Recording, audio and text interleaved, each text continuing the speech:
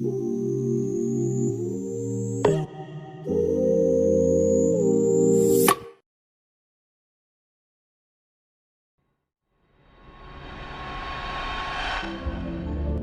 ulama telah menjelaskan alasan dinamakannya surah Al-Ikhlas yang tidak ada kata ikhlasnya. Imam Ibnu Utsaimin dan Fakhrur Razi dalam tafsir Ar-Razi adalah salah satu ulama yang telah membahas kajian ini dengan sudut pandang mereka. Kajian ini memiliki bias ilmu yang sangat luas yang dapat dikaji dari berbagai aspek. Dan jika Anda memiliki pendapat berbeda, tidak berarti sudut pandang yang lain menjadi keliru. Kita semua tentu mengerti bahwa pengetahuan manusia hanya sedikit saja, dan kemutlakannya hanyalah milik Allah yang Maha Mengetahui.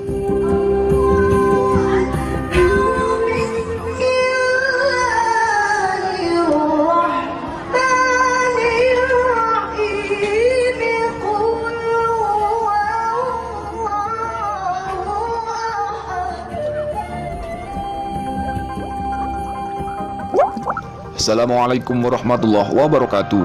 Selamat datang di Al-Maktub.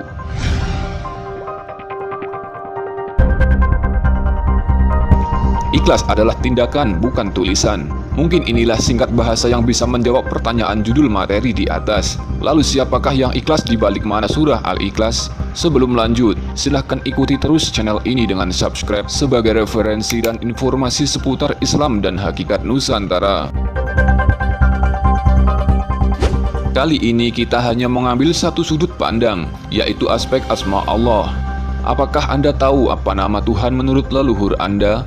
Contohnya leluhur Bali memanggil Tuhan dengan nama Sang Hyang Widi, dengan pengertian yang Maha Esa. Sunda Wiwitan menyebutnya Sang Hyang Kersa atau yang Maha Kuasa. Jawa kuno atau yang dikenal dengan Kejawen menyebutnya Sang Hyang Agung atau yang Maha Besar. Suku Toraja atau Bugis dan Makassar menyebutnya Puang sebagai entitas kedudukan tertinggi yang dimaksud adalah Tuhan. Etnis Yahudi memanggil Tuhan dengan Yahweh dengan pemaknaan definisi mereka. Silahkan perdalam pengetahuan tentang leluhur Anda, maka pasti setiap ideologi murni suku-suku di Nusantara ini memiliki panggilan untuk Tuhan sesuai definisi sifat-sifat yang melekat di dalamnya.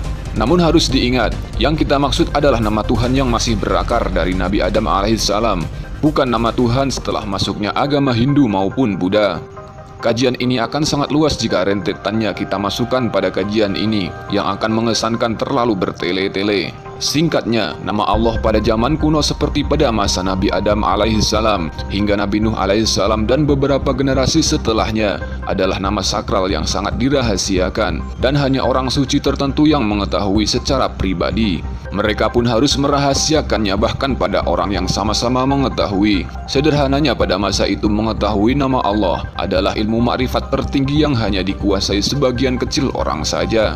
Disinilah letak ikhlas di surah Al-Ikhlas, di mana ketika Allah berfirman, Qul huwallahu ahad, terdapat kalimat tersembunyi yang jika kita bahasakan berbunyi, katakanlah atau panggillah aku, Allah, Tuhanmu yang Maha Esa. Aku ikhlas, kalian memanggilku Allah.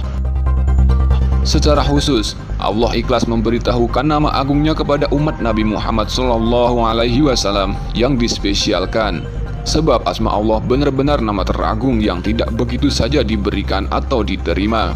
Karena kebesaran kasih sayangnya lah Allah Subhanahu wa Ta'ala ikhlas dan secara khusus memberitahukan nama agungnya sebagai perlindungan pada umat akhir zaman. Semoga Allah mengampuni kita.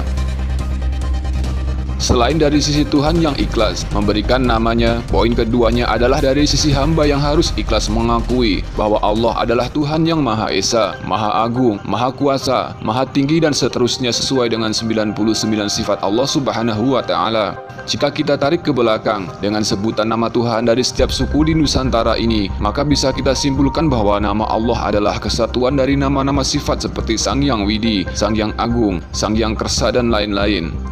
Apakah kita sudah ikhlas membaca surah Al-Ikhlas? Semoga Allah berkenan mewariskan karakter leluhur kita yang ahli menguasai sifat ikhlas. Amin ya rabbal alamin. Wallahu alam bisawab. Wassalamualaikum warahmatullahi wabarakatuh.